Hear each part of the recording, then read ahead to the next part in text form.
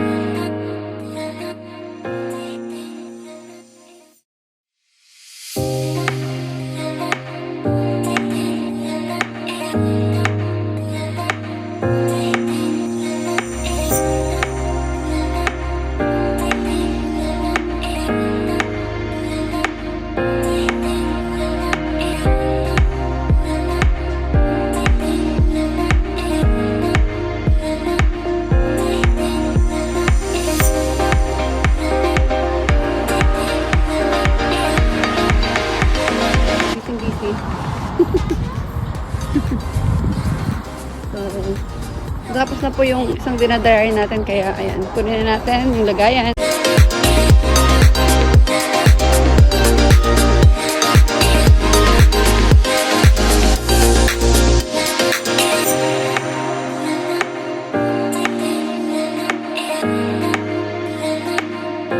So, ayan po yung drone.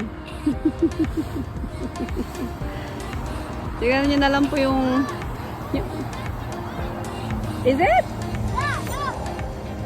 So, ayan.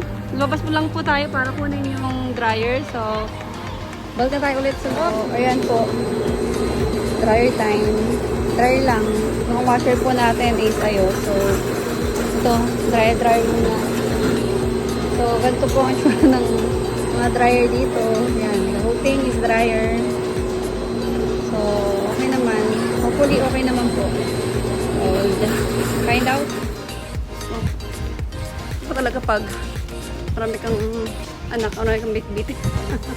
Dryer outside and yeah, go home after. Pero pong marami kang bit-bit. Kumilos ng marami kang bit-bit. So, papakita ko lang sa inyo kung gaano karami yung dryer namin. So, ayan po. Isa, dalawa, tatlo, apat. At itong baby. Ay, Isaw! Hi, Lala! Ayan po.